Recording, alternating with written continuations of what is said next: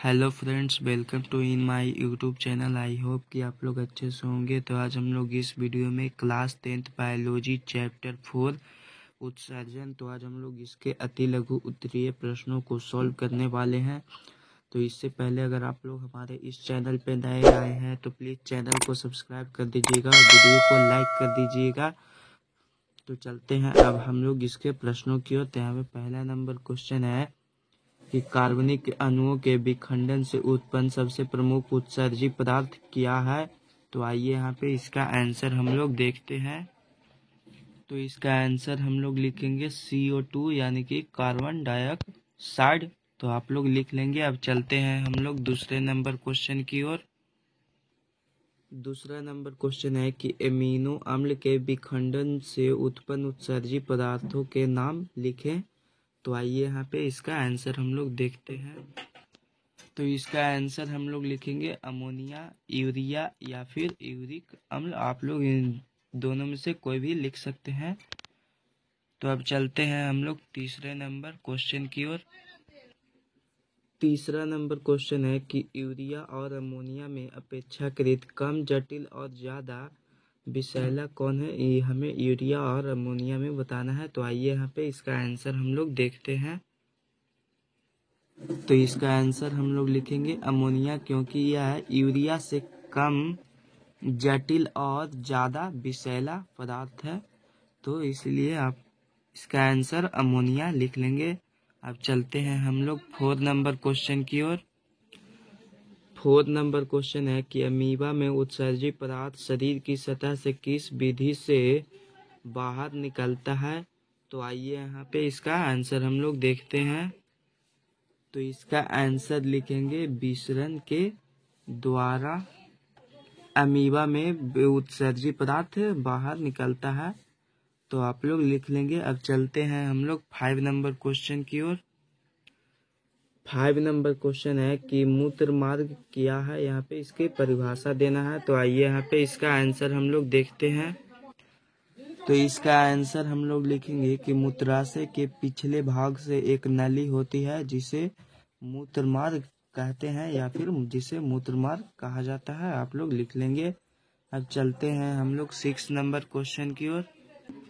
6 number question है कि मनुष्य के वृक्क के 2 महत्वपूर्ण कार्यों के नाम लिखें। तो आइए यहाँ पे इसका आंसर हम लोग देखते हैं। तो इसका आंसर लिखेंगे कि वृक्क के पहला कार्य मूत्र का निर्माण करना होता है और दूसरा कार्य लिखेंगे कि रक्त को शुद्ध करना है, यानी कि रक्त को शुद्ध करने का भी कार्य जो कि वृक्क ही करता है। तो यही 2 कार्य आप लोग लिख लेंगे। अब चलते हैं हम लोग 7 नंबर क्वेश्चन की ओर। 7 नंबर क्वेश्चन है कि वृक्क से संबंध उत्सर्जन में भाग लेने वाले अन्य रचनाओं के नाम लिखें।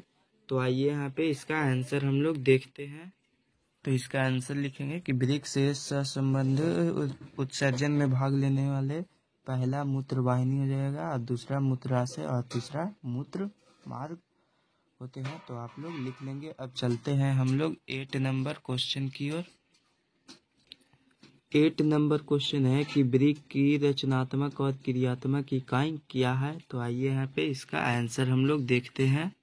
तो इसका आंसर हम लोग लिखेंगे कि वृक्क की क्रियात्मक और संरचनात्मक इकाई को नेफ्रॉन या फिर वृक्क नलिका भी कहा जाता है। तो आप लोग दोनों में से कोई भी लिख सकते हैं। अब चलते हैं हम लोग 9 नंबर क्वेश्चन की ओर। 9 नंबर क्वेश्चन है कि मनुष्य के प्रत्येक वृक्क में नेफ्रॉन की संख्या कितनी है। तो आइए यहाँ पे इसका आंसर हम लोग देखते हैं। तो इसका आंसर हम लोग लिखेंगे कि प्रत्येक वृक्क में नेफ्रॉन की संख्या लगभग 10 लाख होती है।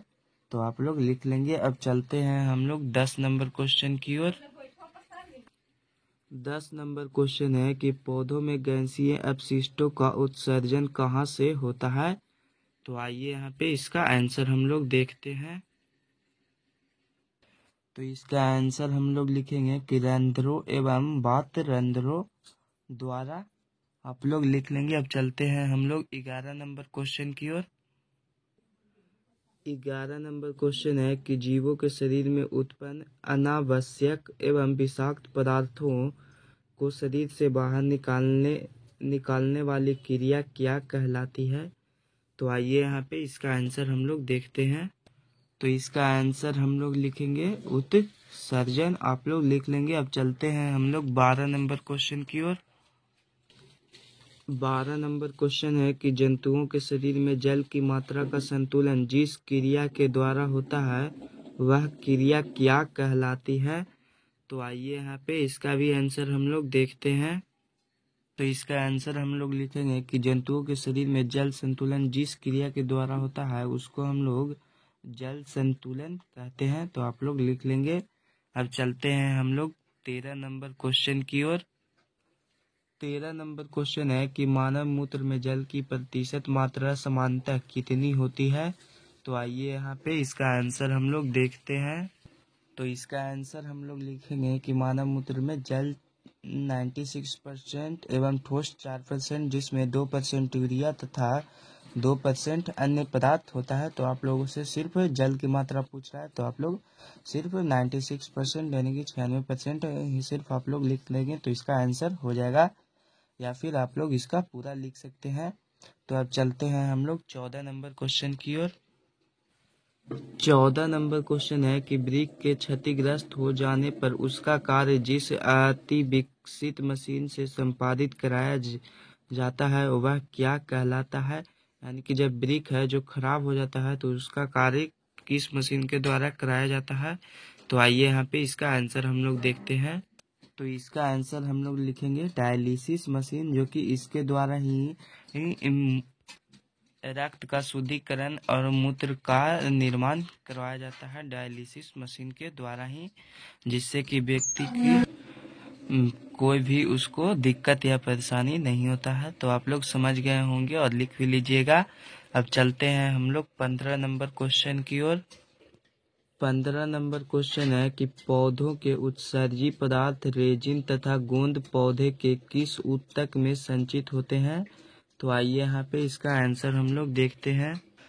तो इसका आंसर हम लोग लिखेंगे टैनिन वृक्षों के छाल में एवं पुराने जाइलम में, जो कि रेजिन और गोंद इन सभी में संचित होता है। तो आप लोग लिख लेंगे। अब चलते हैं हम लोग 16 नंबर क्वेश्चन की ओर।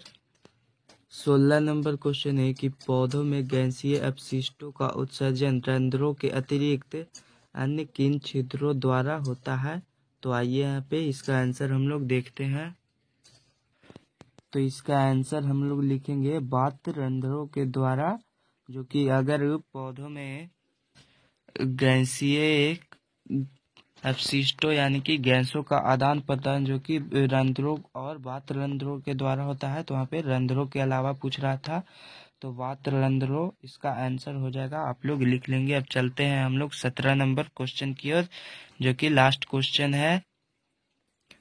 17 नंबर क्वेश्चन है कि बबूल के पौधों से निकलने वाले गोंद पौधों में होने वाली किस प्रकार के क्रिया के फलस्वरूप उत्पन्न होता है?